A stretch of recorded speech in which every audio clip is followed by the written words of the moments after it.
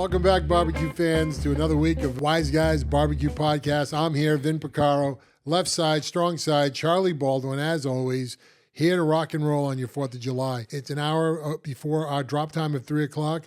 We got the grills ripping. We're getting ready for our 4th of July barbecue. We're going to go with a barbecue right here at the studios in the backyard. Great idea. Great idea. Saves us a trip.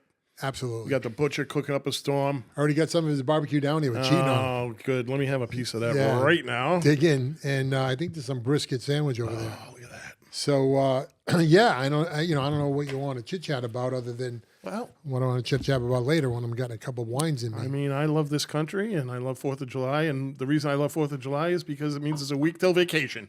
So oh, there you go. That always works out. You head out right after, right? You go down right after the lake house? Yeah, and I'm going for 12 wonderful days. Beautiful, beautiful. And, well, enjoy that. Yeah, I will. I wish you the best of weather and fun. Yeah, you're out of town too, correct? I am. I'm traveling this summer. I usually don't, but this year I am, and it's good. I'm looking forward to it. Maybe a little time away would be great. Yeah, I mean, I wish I could do what you do. You just kind of, besides enjoy all the wonderful times on the lake, you roll up with a book and just kind of like get all the day drinking you can done. It is a plan I have. There's this little bookstore about 5 miles away in a little town. I pick out a book for the week. Yep. Good to go. I love that about you. Yeah, there we go. Super. So 4th of July, we're barbecuing, folks. Just about everybody does. I got some data here. I don't know if you guys got a chance to read Kristen Picaro's article on BBQ News. If you did, she's got an awesome article up there, and it's get fired up for some history about the 4th of July. And I thought this was really, truly interesting. Some of the data up front is a little bit confusing the way it's presented, but we can get through it. But the most amazing part is you get a little further into the article, which I love. But Charlie, I'll ask you, do you know what is the number one barbecue event of the whole year in the United States? I'm going to go with the 4th of July. It is 4th of July by a huge amount. 80% of the country would rather spend their time barbecuing in the backyard with families and friends than doing anything else. Far blows away Memorial Day. Everybody looks at Memorial Day as the day. You know, they look at it as that's the day we barbecue, we're getting it done. But true it is, 80% of it's on the 4th of July, blow away Memorial Day. And well, 4th of July, to me, it's a little more all-inclusive than Memorial Day. Not that Memorial Day isn't, it's a chance to thank all the people that gave their lives to this country and, acknowledge their sacrifice. But the 4th of July just seems like more of an all-inclusive type. And when I say all-inclusive, like more people plan a big event on the 4th of July. You're right. I mean, easily said than that. 4th of July is a celebration. Yep. Memorial Day is a remembrance. Correct. To those people who gave us our freedom. Absolutely. With that said, it says everything. And, on the 4th of July, do you know the number one food that's selected? Not by a lot. I can give you the percentages, but... I'm going to go hot dogs. Burgers, hamburgers, and cheeseburgers. Really? 85% people selected. Now, these don't add up to 100, folks. This is just out of 100 what the highest was. And it was, hamburgers was at 85% on one poll. Next in line is steaks. Then hot dogs. They're third. Really? Hot dogs gets a bronze medal. I went with hot dogs because they have the hot dog eating contest every 4th of July. I thought, the Nathan's contest. Yeah, I hear you. A big thing, but no, okay, I can see that. So it's 85% burgers, like I said, and then it's 83% would have selected steak, where only 80% was hot dogs. That's a big number. And then on another poll, 79% took chicken, so chicken's next, and then sausage, or the bratwurst, however you like to look at it. And then barbecue. Barbecue came in 1, 2, 3, 4, 5, 6th out of those rankings. Why do you think that is? And I can tell you why that is. Why is that? Well, it's a much more intricate process. You have to plan ahead. You have to put that stuff on the smoker way ahead of time. Whereas the other stuff you're talking about, you can buy it in same day and exactly get your grill going and have any moron knows how to cook a burger. Who can cook a brisket? You know what I'm saying? Or ribs. I mean, that's the number one on the barbecue side is the ribs. But that's just a time thing. It's a prep. It's a process. It's a time thing. So it gets slid down the ranking. But for the true barbecue it is ribs last, which is completely opposite of the history of barbecue, if you will. Back in the 1800s, barbecue kind of, established itself from the word barbacoa, which basically... You've been paying attention. Well, you had an article on the barbacoa. I did. You did, and that was awesome. But you know what that referred to? Because it's interesting for me, because I think of barbacoa, I think of barbecue, and I automatically go to the meats, but it's not. It's the method of cooking, I believe. It was named, the barbacoa was actually the wooden frame that they put the meats on to cook them. There we go. So there you go. It came out of barbacoa, and there you go. And this is what is just amazing from there, is all the information that leads up to the next step of how it became, a backyard phenom.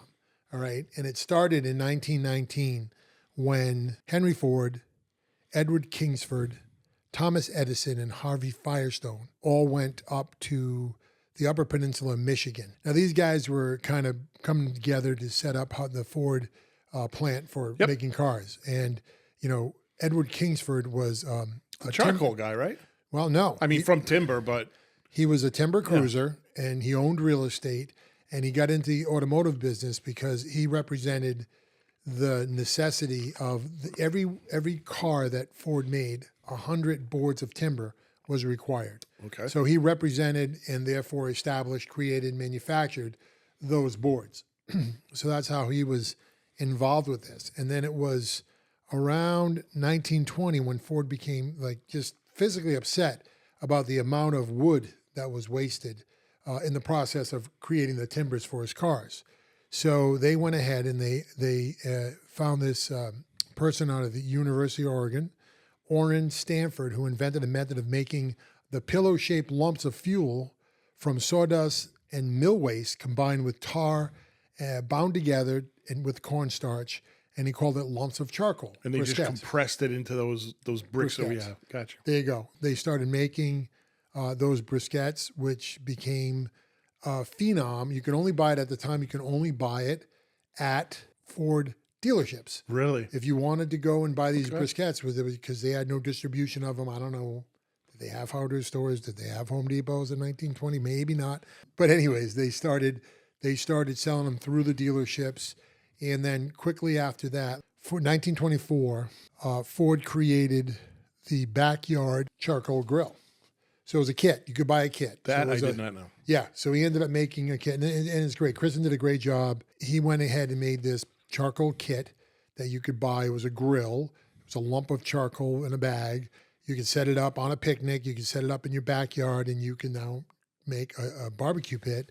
And there you go. They started selling them, and therefore the Kingsford Product Company was created and continued to sell these briquettes through Ford, and then on their own as distribution opened up. The leading manufacturer of charcoal in the United States with over 80% of the market share. More than 1 million tons of wood scrap are converted into charcoal briquettes annually. Kingsford also makes other products related to the grilling process. They started stepping into flavored woods, and they started stepping into wood pellets, where they actually took real food products. Garlic and onion, paprika was one flavor profile. Basil, sage, and thyme was another. Cumin and chili was the boldest flavor, and they started making these flavored woods and pellets to augment their cooking process with the lump charcoals. And there you go. This is some great information. And I didn't know, you hear at Kingsford, you know it like a household name. Yep. You don't relate it to a person. You don't relate it to a person that sat there with Ford and said, hey, you got to kind of do something with all this waste, wood that's piling up. One man's garbage is another man's treasure. I can see that. Come into your Ford dealership, buy a car, and we'll sell you a grill too. Yeah, sell you a grill too. And you buy two cars, we'll give you a free grill. Right, because absolutely, Yep. it was a slam Great dunk. marketing. Thank God for those people. So there you go. So get a chance, guys. Go on BBQ News. Check out that article. It's terrific. Thank you, Kristen, for the information. Great job, Chris. I wish I kind of understood the percentages a little bit more in the first paragraph, but maybe after a couple more glasses of wine, let's face it. We're going. Okay, this is the most popular thing. You're cooking all that stuff on 4th of July. You're cooking burgers, dogs, steaks. Oh yeah. You know what I mean? Everything. So It's wonderful. Great day. Yeah, I mean, we're cooking everything. I hope everybody's enjoying theirs. Go out and go eat more watermelon while you're listening to us. You need it. So that's it. So that's what I got before barbecue data. And now you were telling me something about all the fireworks tonight. Yeah. You've got Bristol has the parade on the 4th of July, the oldest 4th of July parade in the country. If you go, get there early because it is just a madhouse. People get there like the night before, start setting up their chairs, and they have this huge parade and then a great fireworks show at night. And in Providence, like most years, it depends when 4th of July is on, but they had their fireworks a couple of nights ago. How'd that go? Was that fun? It was great. Great show. Yeah. They do it the right way. Yeah, tell you a quick story. They used to do it at the State House. Oh yeah. Okay, and wait. At the State House, where? The front and the back? At the State House in the back. In the back. Okay. All right. That seems dangerous. There's like a big parking area back there, and you used to play kickball back there. If I remember. Yeah, almost killed myself. I still have that video. Do you really? I've been looking for it.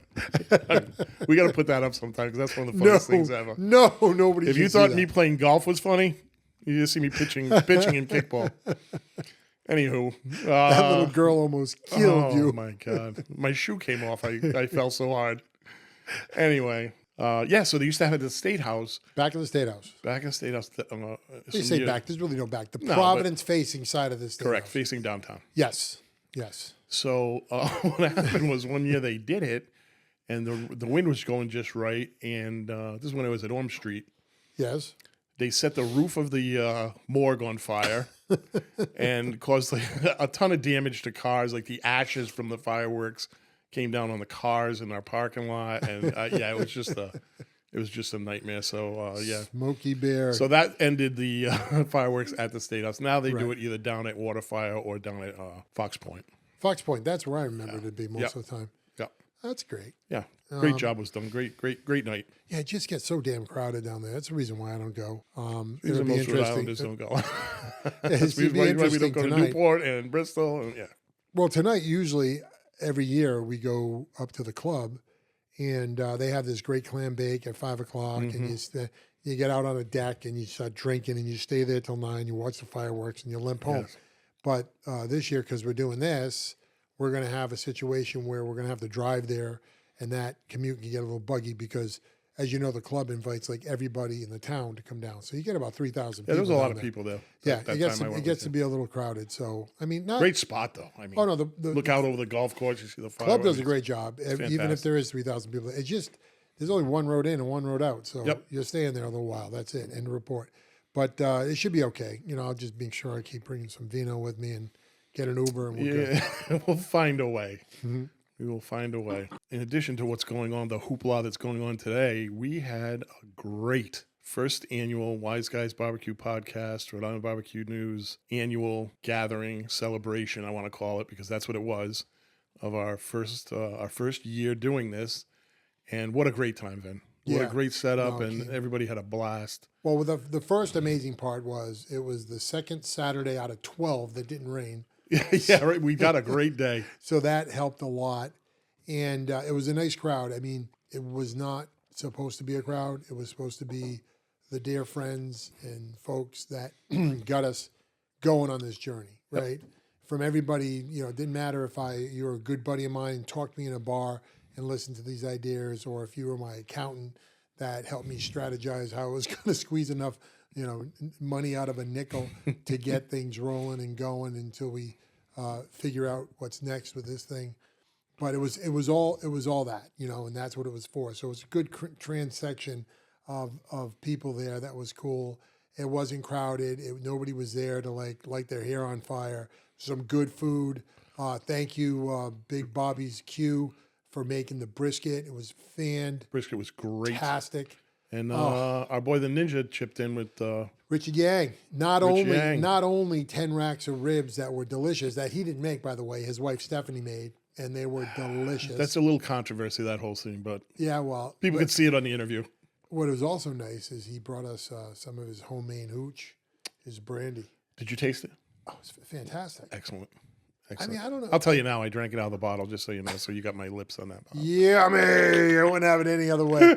It was a little bit of a little fiery in there. Like he tried I to said put it like tasted almost like a fireball, right? I didn't want to insult it by giving it that No, generic like cinnamon. Well, his flavor profile and everything does a little heat, and he likes that heat up front with everything else in the back. That's how he cooks all his food, and he tried to do the same thing with the bourbon. He did, right? So you kind of taste this, you're like, okay, Fireball. Wait a minute, this is more complex. Yep. And smooth. There was no kick, which is amazing because that's the thing that separates bourbons and whiskeys all day long is what you get in the back. And this thing was just nice and smooth. Yeah, I was really impressed. Rich, thank you. Great job. Thanks for being here. Thanks for being a fun guy and treating us all the time to wonderful. Every time we get together, it seems like he's bringing food. Yeah, for no, us. his wife. I mean, wait do you see the interviews they did with them? It's a riot. So of course we had that name. We needed to have some Wise Guys food at the party. So we had a great kick-ass antipasto.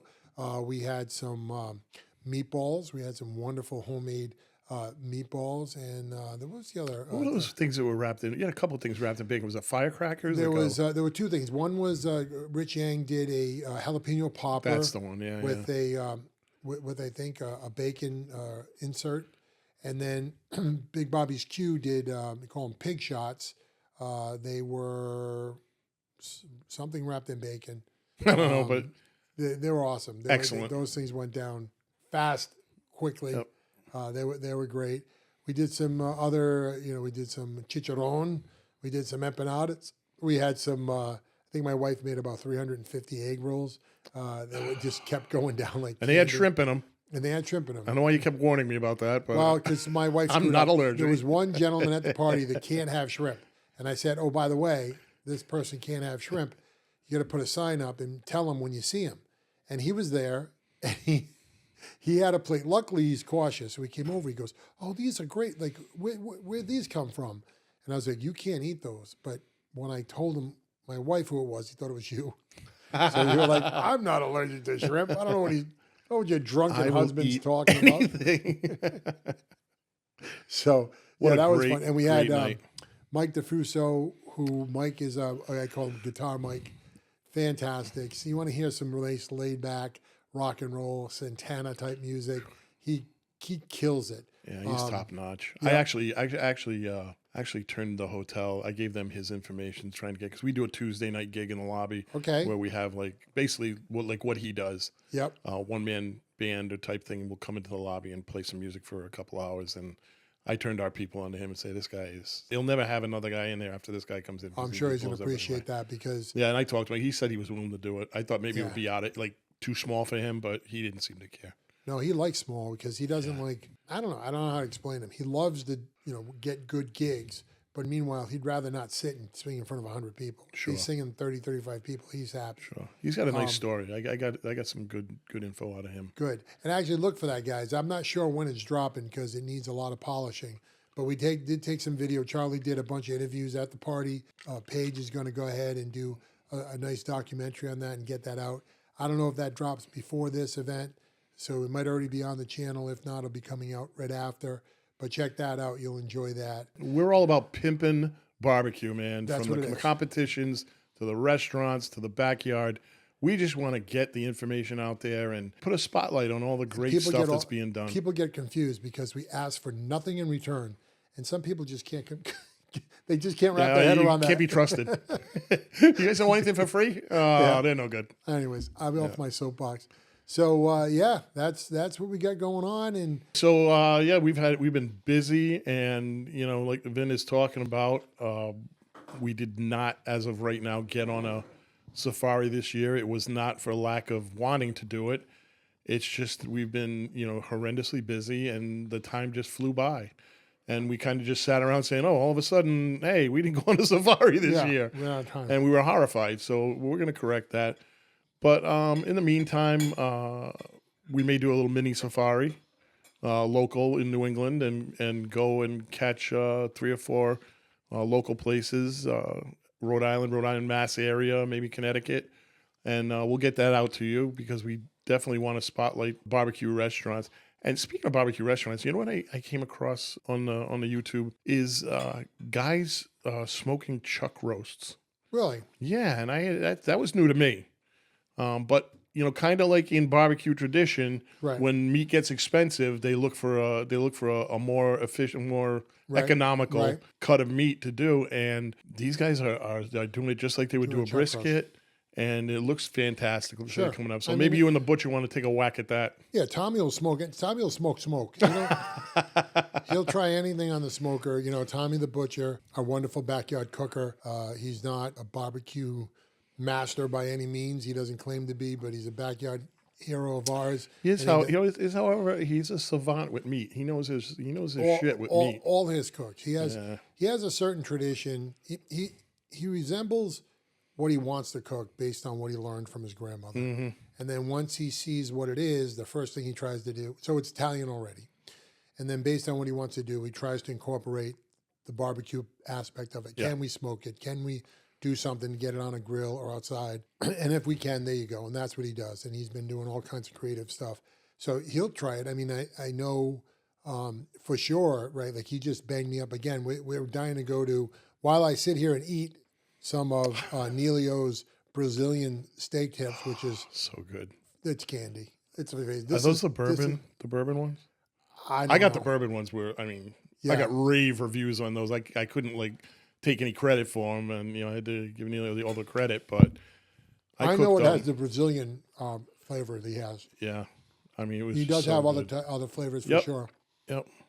But he has something up there he calls a spoon roast, which is the top of the picanha. Picanha. And if you do it right, you can cut it with a spoon. It's so tender. So the butcher's going to go up there and cook with Neilio and right in the back of his store and get that done, and maybe a picanha too. So yeah, we'll have to ask him about the what'd you say was top round or roast? Chuck roast. Chuck roast. Because I heard they do rounds, they do picanhas, of course, they do tri-tip, but I don't know about a round. I didn't hear of it. Unless I'm just not hearing. Yeah, there's one guy from Southern Barbecue on YouTube. He does a lot of great stuff. That's awesome. I think we did spotlight him on at one point on maybe one of my articles or something like that. Yeah. With the picanha. Okay. And maybe the tri-tip too. He did a nice. Well, smoke Neilio, with we're those. coming your way. I know you've been balls out for definitely. summer, but we're coming your way. We're dying to do that. We're also got something lined up with our friend. Chef Andy over at Newport Vineyards. Mm-hmm. He's got his fire dinner coming up July 11th, Friday, July 11th at the Vineyard. We're going to be going there. Hopefully we can get some footage of his. Same thing. Talk about barbacoa. He basically does that. He digs out a pit that's 8 foot by 16 feet in the lawn of the back of the restaurant in front of the vineyards. It's friggin' gorgeous. And he just sets up these triangular frames that he hangs chains off of, and on these chains he's got all his meats. Right, they're just hanging in the chains. There's some fish in there, and it's just amazing the spread they do. Because what he does is he takes interns from culinary schools. Yes. I think Johnson and Wales and such, and he has them come out and they work. This is kind of like their graduation, right? Their thesis. All these folks have to cook with local produce and everything from around Rhode Island. They can't go out and cook with pineapples if they're not growing pineapples in Rhode Island. So Correct. whatever they're growing in Rhode Island, you have to use as your he's a basic stickler. ingredients. Yep, and this is their thesis. This is their kind of graduation. They do a great job. So I'm pretty sure the butcher's going to go up there and hang tight with Chef Andy, and hopefully we can get some video of that and get that on an episode coming up. That would be terrific. We missed. So you remember last year when we interviewed Chef was talking about his son. His Correct. son's in high school playing football. Yep. And I think this is his senior year coming up. So he was telling me that the Saturday of the day ones, he was at Bryant Camp during the day. Okay. And then what happened was they went from like 80% reservations to 120% reservations. So he got called in to have to work Saturday night. So his Saturday just got wiped out. He couldn't get here. He's an old lineman, isn't he? He is an old lineman. Yeah, He's a big boy. He's a big kid. He's a big son of a kid. Yeah. So yeah, wish him the best. I hope he did well at camp. Let us know, Chef. Give us. Yeah, a we tip. need to get Andy back here. This guy is so creative. He's like an artist with what he does. Yeah. cooking up there. And I've been following him on his Facebook page. He's had some great stuff over the last 6 months. Absolutely. And what happens is right after the 4th of July season, right? So then this fire dinner, and then after the fire dinner, it kind of drifts off for him a little bit because he gets real hard at the vineyard, as you can imagine. They start taking down some of their crops early fall. So things slow down a little bit until more or less head on fall, and then all their crops are coming in, and that gets to be a little exciting. So when he gets some of that time, maybe we can have him Sure. over here again. Last year we had him up on a podcast, but really couldn't get him to cook. I like to see if you do a little both. That'd right? be nice. Maybe we set up a podcast right in the kitchen. Yep. And have him sit down and talk, and then get up and cook or something like that. Yeah, folks, if you haven't seen his episode with us on the podcast, I mean, this guy, he's a different cat. Yeah. And he's a lot of fun to talk to. He's all over the place between rock and roll, riding Harley Davidsons. Love him, man. Yeah. This guy should be on the Food Network or something like that. He's very entertaining. So yeah, check that podcast out. It's one of our early ones. All right, folks. Well, thanks for being here. Another week of Wise Guys BBQ. Enjoy your 4th of July. Catch some good barbecue. Catch some good fireworks. Stay tuned for what we got coming up for you the rest of July. We got some real cool stuff happening, both reflecting June and July. And, the fire dinner. You don't want to miss that. July 11th at Newport Vineyards. If you can get, hey, guys, if you want to go, get tickets, man. I mean, it sells out quick. Sells out quick. Tickets are on sale now. I'll put a link in the description box so you can get to it. It goes out quick, so get in there. And if you have a problem, if you get sold out, let us know. We know a guy. All right. So yeah, we do. Have a great weekend. All right. Happy 4th, guys. Ciao.